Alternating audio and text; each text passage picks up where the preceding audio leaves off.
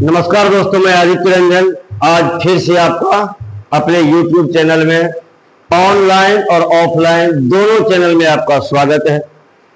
आज हम लोग 12th क्लास की हिस्ट्री की क्लास को शुरू करते हैं। ठीक, उसमें हम लोगों ने क्या किया है, हड़प्पा सभ्यता का वीडियो हम लोगों ने अपलोड कर दिया है। उसके बाद हड़प्पा के बाद अब हम लोग शुरू करते हैं वैदिक काल से। ठीक है, और हम लोग जानते हैं वैदिक काल को दो भागों में विभाजित किया गया है। एक ऋग्वैदिक काल, जिसे कि हम लोग पूर्व वैदिक काल भी कहते हैं, और दूसरा उत्तर वैदिक काल।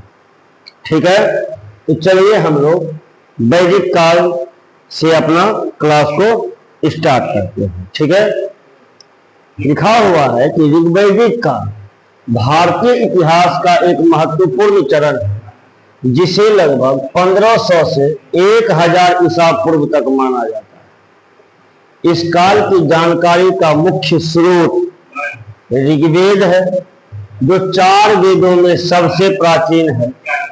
और यहाँ पर हम लोग देखेंगे कि ऋग्वैदिक काल में क्या क्या प्रमुख घटनाएं हुई थी। ठीक, तो वैदिक काल को कितने भागों में बांटा गया? 2 भागों में। कितने भागों में? 2 भागों में। कौन सब? एक ऋग्वैदिक काल और दूसरा उत्तर वैदिक काल। ठीक है, और ऋग्वैदिक काल का समय कब से कब है? 1500 से 1000 ईसा पूर्व। हाँ, इसी को हम लोग BCE भी कहते हैं इंग्लिश में। ठीक है, तो ऋग्वैदिक काल का टाइम पीरियड कब हो गया? 1500 से 1000 ईसा पूर्व। और इस काल की जानकारी का मुख्य स्रोत जो है वो क्या है? हमारा ऋग्वेद। ठीक है, अब देखते हैं ऋग्वैदिक काल में उस समय के लोगों का सामाजिक जीवन कैसा था। ठीक है, आइए चलिए हम लोग आगे बढ़ते हैं। तो ऋग्वैदिक काल में सामाजिक जीवन जो था वह समाज पितृसत्तात्मक समाज था।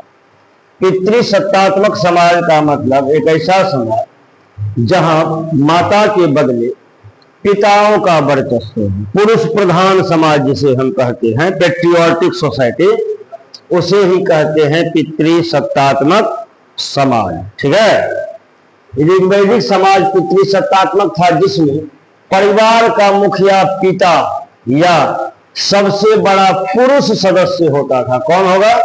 पुरुष सदस्य, जिसे कुलप कहा जाता था। क्या कहा जाता था? तो फिर एक ऑब्जेक्टिव यहां बन गया कि परिवार के मुखिया जो पुरुष सदस्य होते थे उसे क्या कहा जाता था? कुलप। ठीक है, परिवार समाज की यह सबसे छोटी इकाई परिवार थी, जिसे कुल कहा जाता था। क्या कहा जाता था? कुल। और कुल के मुखिया को क्या कहा जाता था? कुलप।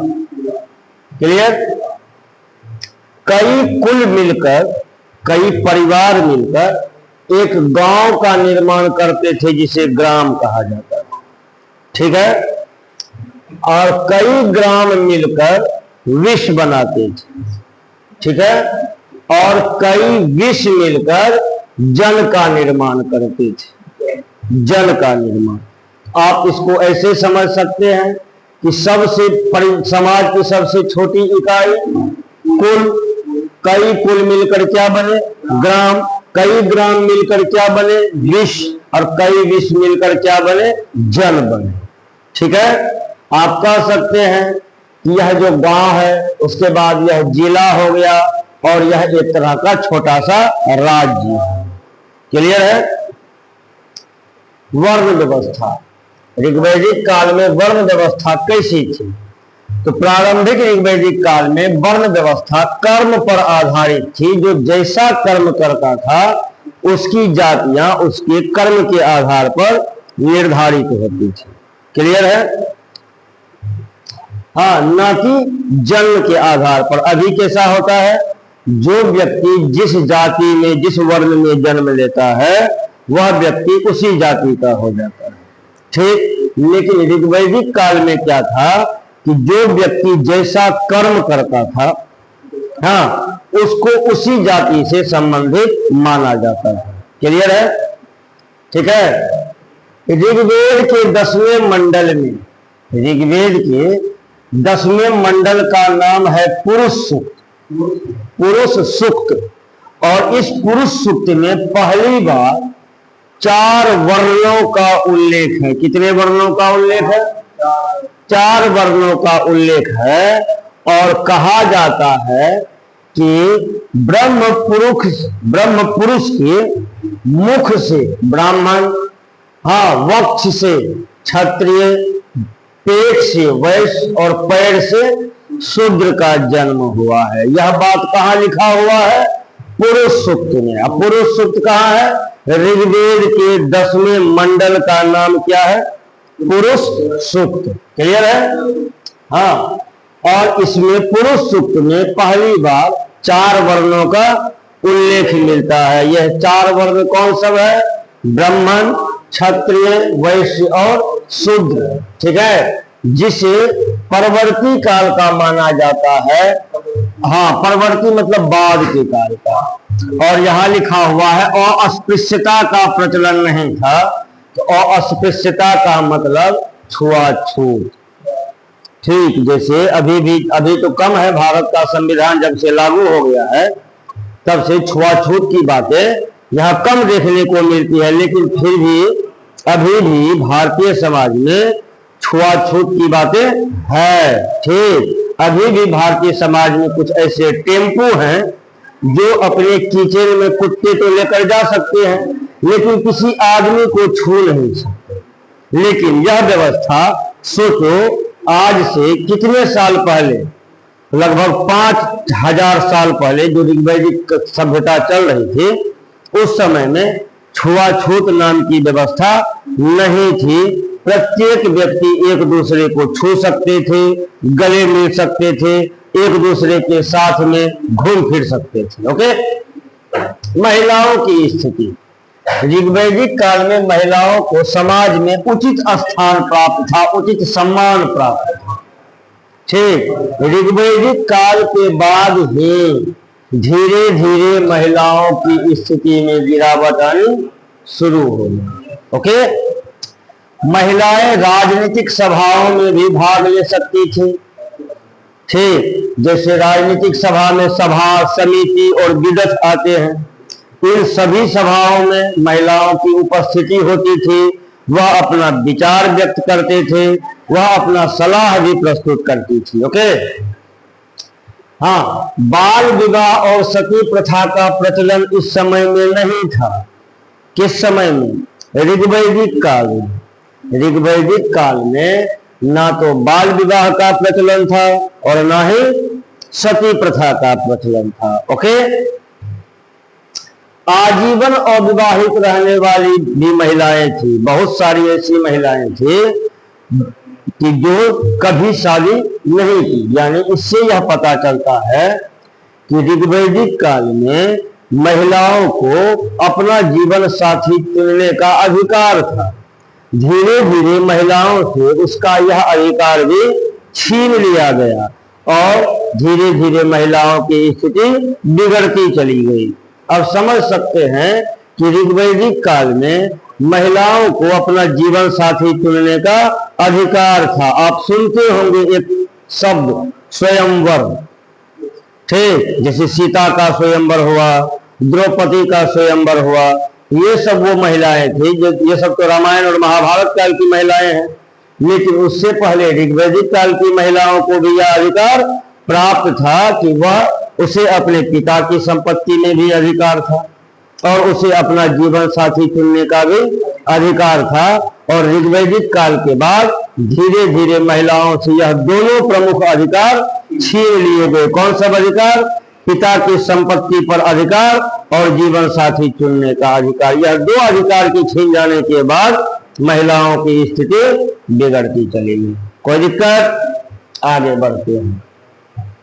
जो महिला जीवन भर अविवाहित रहती थी उसे क्या कहा जाता था? अमाजू। क्या कहा जाता था? कुछ विद्वान महिलाएं थी, विदुषी स्त्रियां थी, जैसे अपाला, घोषा, लोपामुद्रा, विश्वरा और सिक्ता। ये सब महिलाएं जो थी, यह ऋग्वेद में ऋचाओं की रचना भी की थी। ऋग्वेद में जो श्लोक या मंत्र होते हैं उसे ऋचा कहते हैं। तो ऋग्वेद में जो श्लोक और मंत्र लिखे गए उसमें कुछ महिलाओं का भी उल्लेखनीय योगदान है, जिसका नाम है अपाला, घोषा, लोपामुद्रा, विश्वरा और सिक्ता। ठीक है, अब हम लोग देखते हैं ऋग्वैदिक काल के संयुक्त परिवार की बात। परिवार की स्थिति कैसी थी? अभी आप देखते हैं हमारे दो वाली स्थिति है, लेकिन जब हम ऋग्वैदिक काल की बात करते हैं तो ऋग्वैदिक काल में संयुक्त परिवार की प्रथा थी। हाँ, एक बुजुर्ग आदमी होते थे और उसके साथ जितने भी बाल बच्चे होते थे सब एक ही कुल और एक ही परिवार के अंदर रहते थे। ओके, और अतिथि सत्कार, ये तो हम लोगों का पुराना संस्कार है और हम लोग कहते भी है अतिथि देवो भव। ठीक, तो यह जो आतिथ्य का भाव है हमारे अंदर में, हम लोग जो मेहमानों का खुलकर स्वागत सत्कार करते हैं, ये सब सारी चीजें कहां से आई हुई है? ऋग्वैदिक काल से। कहां से? ऋग्वैदिक काल से अतिथि सत्कार की परंपरा का विशेष महत्व था कि अगर कोई अतिथि आपके दरवाजे पर उस समय में आ जाता था, इंसान खुद भूखा रह जाता था, लेकिन अतिथि को भूखा जाना नहीं देता। ओके, आगे बढ़े। आज हम लोग क्या करते हैं?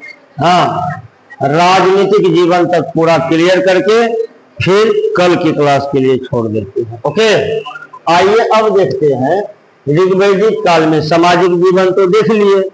ठीक, अब देखते हैं कि ऋग्वैदिक काल का राजनीतिक जीवन कैसा था। ठीक है, तो ऋग्वैदिक काल में उस समय में राजाओं की स्थिति उतनी महत्वपूर्ण नहीं थी, ना ही उतनी मजबूत थी। क्यों?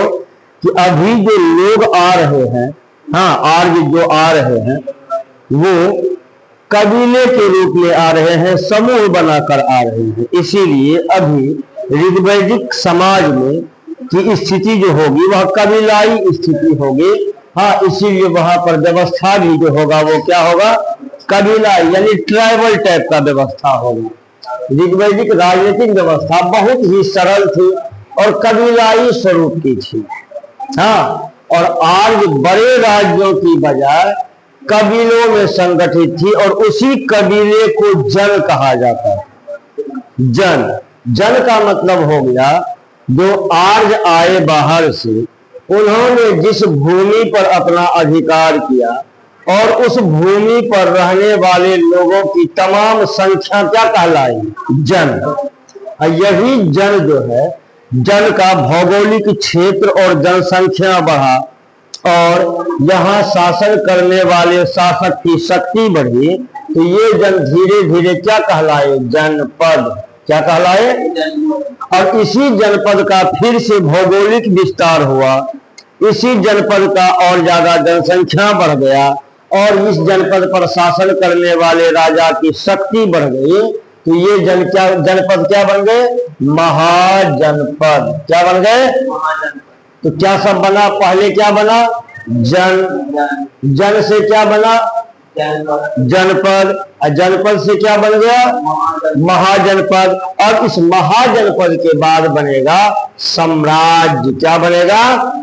साम्राज्य। लेकिन ये बाद में बनेगा। ऋग्वैदिक काल में अभी हम लोग जन में ही रहेंगे, और जन मतलब कबीलाओं का एक समूह जो कि किसी खास भौगोलिक क्षेत्र पर शासन करता है। ओके, राजा को उस समय में राजन कहा जाता था। किस समय में? ऋग्वैदिक काल में। कबीले का मुखिया होता था कौन? राजन। उसकी शक्ति का मुख्य स्रोत कबीले की परिषद थी, जिसे सभा और समिति कहा जाता था। ठीक, सभा और समिति आम लोगों और विशेष लोगों की एक ऐसी संस्था थी जो समय समय पर राजा को निर्देश भी देता था और राजा पर कंट्रोल भी रखता था, नियंत्रण भी रखता था कि राजा अपना मनमाफिक चीज, अपने मन मुताबिक कोई काम ना कर सके। तो राजा पर नियंत्रण कौन रखता था? सभा और समिति। राजा का पद अभी वंशानुगत नहीं था, अभी राजा का बेटा राजा नहीं बनेगा। तब कौन बनेगा? जो उस समय में सबसे योग्य है। किस समय की बात है? सोचो, ऋग्वैदिक काल की बात है। किसकी बात है? ऋग्वैदिक काल की। आज सोचो, ऋग्वैदिक काल का टाइम पीरियड क्या बताया था मैं? हाँ, 1500 से 1000। अभी से सोच लो, अब कितना साल पहले, कम से कम 4000 साल पहले लोगों के पास में इतनी अकल थी, इतना बुद्धि था कि वह योग्य व्यक्ति को राजा बनाता था, न कि राजा के बेटा को ही राजा बना देता था। लेकिन आज हम लोगों की बुद्धि और अकल इतनी खराब हो गई है, अब हम लोग योग्यता नहीं देखते। हम लोग क्या देखते हैं? जाति, धर्म, संप्रदाय, ये देखकर अपना राजा चुन लेते हैं, यानी प्रतिनिधि चुन लेते हैं। तो हमसे ज्यादा बेहतर ऋग्वैदिक काल के लोग थे, जो राजा को चुनते समय वंश नहीं देखते थे। क्या देखते थे? योग्यता। तो ऋग्वैदिक काल में वंशानुगत व्यवस्था नहीं थी। राजा का बेटा राजा नहीं बनेगा। कौन बनेगा? जो योग्य है। ओके, बल्कि और योग्य राजा को कौन चुनेगा? वही जन, कबीला का जो सरदार समूह होता है, वही जन राजा का चुनाव करेगा। ओके, सभा और समिति दो ऐसी संस्था थी जो राजा को निर्देश भी देता था, नियंत्रण भी देता था। तो इसमें हम देखेंगे सभा कुलीन लोगों की, यानी उस समय में जो उच्च कुल के लोग थे, वो सब लोग कुल सभा के सदस्य थे। और समिति में आम लोगों की सभा थी। समिति किसकी थी? आम लोगों की। और सभा किसकी थी? कुलीन लोगों की सभा थी। ठीक है, और ये राजा की शक्तियों पर नियंत्रण रखता था। कौन? सभा और समिति। क्लियर है? अब आते हैं प्रशासनिक इकाई। ये हम लोग देख चुके हैं कि सबसे छोटी इकाई कुल, कई कुल मिलके क्या बनते हैं? ग्राम, कई ग्राम मिलके क्या बनते हैं? विष, और कई विष मिलके जन। हम कह सकते हैं ये हो गया परिवार, ये हो गया गांव, ये हो गया जिला, और ये हो गया राज्य। क्लियर है? युद्ध की बात जब होती है तो ऋग्वेद में कई युद्धों का वर्णन है, जिनमें से एक प्रमुख युद्ध जो आप लोगों को पूछता है, वह पूछता है दशराज्य युद्ध।